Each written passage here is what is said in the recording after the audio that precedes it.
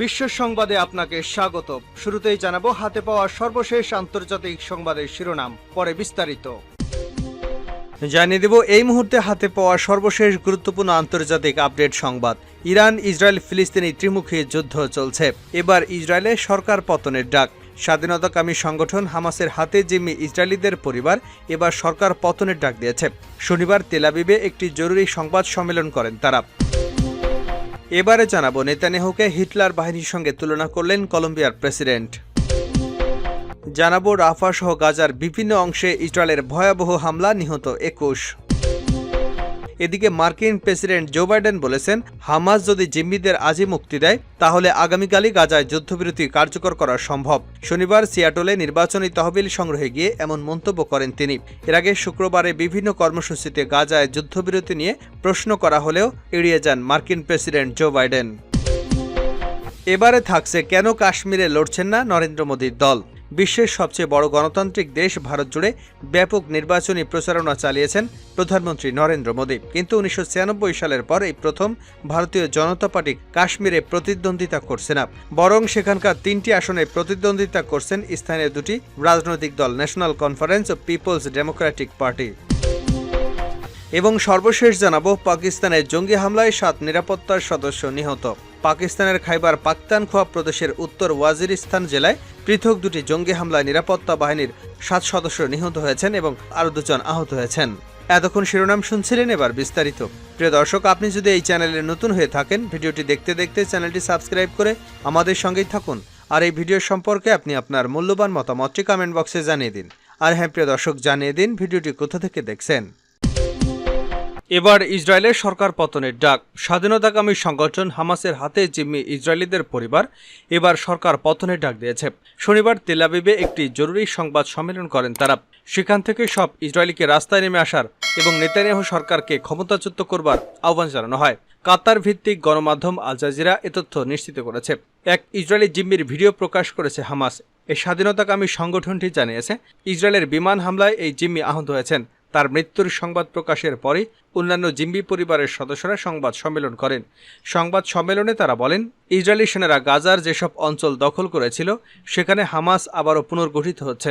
জিম্মিদের পরিবারের সদস্যরা সংবাদ সম্মেলনে প্রধানমন্ত্রী বেনিয়ামিন নেতানিয়াহুর তীব্র সমালোচনা করেছেন। তারা দাবি করেছেন, শুধু নেতানিয়াহুর কারণে জিম্মি চুক্তি হচ্ছে না।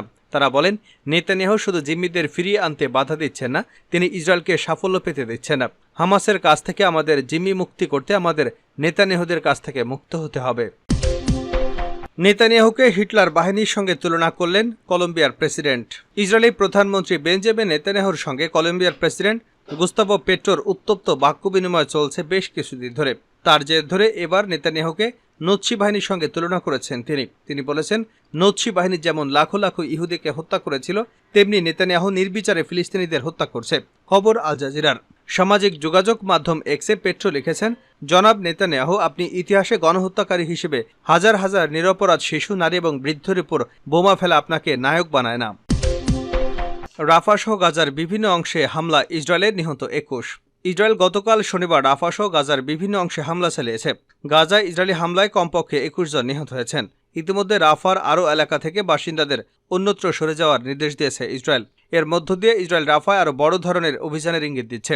জাতিসংঘ সতর্ক করে বলেছে, জনাকীর্ণ রাফা শহরে সরাসরি হামলার ক্ষেত্রে মহাবিপর্যয়ের ঝুঁকি আছে। এফপির সাংবাদিক, চিকিৎসক এবং প্রত্যক্ষদর্শীরা উপকূলীয় অঞ্চলটি জুড়ে ইসরায়েলি হামলার কথা জানিয়েছেন। জাতিসংঘ বলছে, আন্তর্জাতিক আপত্তি উপেক্ষা করে গত সপ্তাহে ইসরায়েলি সেনারা পূর্ব রাফায় প্রবেশ করে। এ ঘটনার পর গাজায় মানবিক ত্রাণ সরবরাহ বন্ধ হয়ে যায়। গত মঙ্গলবার ইসরায়েলি বাহিনী মিশর সীমান্তবর্তী রাফা ক্রসিংয়ে ফিলিস্তিনি অংশে নিয়ন্ত্রণ নেয়। তারা গুরুত্বপূর্ণ একটি ক্রসিং বন্ধ করে দেয় আর একটি ক্রসিং দিয়ে যান চলাচল স্থগিত করে দেয়। গাজার একটি হাসপাতালের বিবৃতিতে বলা হয়, উপত্যকার মধ্যাঞ্চলে ইসরায়েলি হামলায় কমপক্ষে 21 জন নিহত হয়েছেন। নিহত ব্যক্তিদের মরদেহ গাজার দেইর আল বালা শহরের আল আকসা শহীদ হাসপাতালে নেওয়া হয়েছে। প্রত্যক্ষদর্শীরা রাফার প্রচণ্ড বিমান হামলার কথা জানিয়েছেন। এফপির ছবিতে শহরটির আকাশে ধোঁয়া উঠতে দেখা গেছে। এছাড়া উত্তর গাজায় হামলা হয়েছে বলে জানিয়েছেন প্রত্যক্ষদর্শীরা। ইসরায়েলি সেনাবাহিনী বলছে, গতকাল দেশটির সেনারা ক্রসিংয়ে সশস্ত্র ব্যক্তিদের সঙ্গে লড়াই করছিলেন। তারা এলাকাটিতে অনেক ভূগর্ভস্থ টানেল খুঁজে পেয়েছেন। হামাস জিম্মিদের মুক্তি দিলে আগামীকালই যুদ্ধবিরতি সম্ভব, জো বাইডেন। মার্কিন প্রেসিডেন্ট জো বাইডেন বলেছেন, হামাস যদি আজই জিম্মিদের মুক্তি দেয় তাহলে আগামীকালই গাজায় যুদ্ধবিরতি কার্যকর করা সম্ভব। শনিবার সিয়াটলে নির্বাচনী তহবিল সংগ্রহে গিয়ে এমন মন্তব্য করেন তিনি। এর আগে শুক্রবার বিভিন্ন কর্মসূচিতে গাজায় যুদ্ধবিরতি নিয়ে করা প্রশ্ন এড়িয়ে যান মার্কিন প্রেসিডেন্ট। বাইডেন বলেন, ইসরায়েল বলেছে যুদ্ধবিরতি নির্ভর করছে হামাসের উপরে। তারা যদি চায় তাহলে আগামীকালই যুদ্ধবিরতি সম্ভব।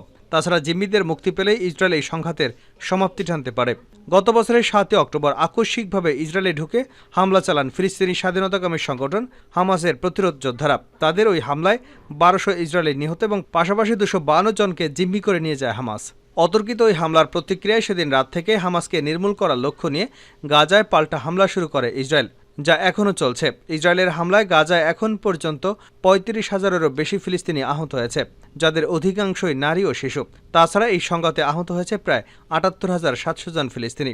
গত বছরের নভেম্বরের শেষ দিকে সপ্তাহব্যাপী যুদ্ধবিরতি চলাকালীন ১০৫ জন জিম্মিকে মুক্তি দিয়েছিল হামাস। এর আগে আরও ৪ জনকে মুক্তি দেয় তারা। ইসরায়েলের ধারণা, হামাসের কাছে এখনও ১২৮ জন জিম্মি রয়ে গেছে এবং তাদের মধ্যে কয়েকজন মারাও গেছে।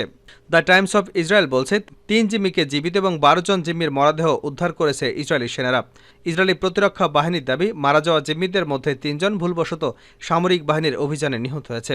আইডিএফ নতুন গোয়েন্দা তথ্য এবং গাজায় পাঠানো সেনাদের প্রাপ্ত তথ্যের বরাত দিয়ে টাইমস অফ ইসরায়েলে জানিয়েছে, এখন পর্যন্ত ৩৬ জন জিম্মি মারা গেছে, আর অক্টোবর থেকে আরও একজন নিখোঁজ হিসেবে তালিকাভুক্ত। বাকি জিম্মিদের কপালে কি আছে তা এখনও অজানা। পাকিস্তানে জঙ্গি হামলায় ৭ নিরাপত্তা সদস্য নিহত।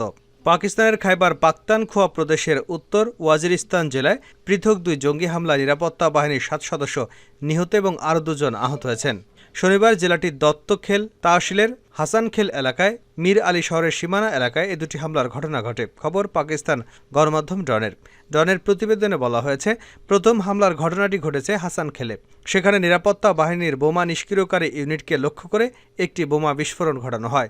বিস্ফোরণের পর জঙ্গিরা নিরাপত্তা বাহিনীর সদস্যদের লক্ষ্য করে গুলিবর্ষণ করে। এর ফলে ঘটনাস্থলে নিরাপত্তা বাহিনীর ৫ সদস্য নিহত এবং আরও ২ জন গুরুতর আহত হন। অপর ঘটনায় জঙ্গিরা সীমানা এলাকার একটি নিরাপত্তা চৌকিতে হামলা চালায়। তাদের হামলায় এখানে নিরাপত্তা বাহিনীর ২ সদস্য নিহত হন। নিহত নিরাপত্তা সদস্যদের লাশ এবং আহতদের হেলিকপ্টার যোগে বান্নু সামরিক হাসপাতালে নিয়ে যাওয়া হয়। হামলার পর ২টি স্থানীয় নিরাপত্তা বাহিনীর সদস্যরা ঘিরে ফেলে এবং এলাকা জুড়ে তল্লাশি অভিযান শুরু করে। পাকিস্তানে জঙ্গি হামলায় ৭ নিরাপত্তা সদস্য নিহত। পাকিস্তানের খাইবার পাখতানখোয়া প্রদেশের উত্তর ওয়াজিরিস্তান জেলায় পৃথক ২ জঙ্গি হামলায় নিরাপত্তা বাহিনীর ৭ সদস্য নিহত এবং আরও ২ জন আহত হয়েছেন। শনিবার জেলাটির দত্তখেল তাহসিলের হাসানখেল এলাকায় মীর আলী শহরের সীমানা এলাকায় এ দুটি হামলার ঘটনা ঘটে। খবর পাকিস্তান গণমাধ্যম ডনের প্রতিবেদনে বলা হয়েছে, প্রথম হামলার ঘটনাটি ঘটেছে হাসানখেলে। সেখানে নিরাপত্তা বাহিনীর বোমা নিষ্ক্রিয়কারী ইউনিটকে লক্ষ্য করে একটি বোমা বিস্ফোরণ ঘটানো হয়।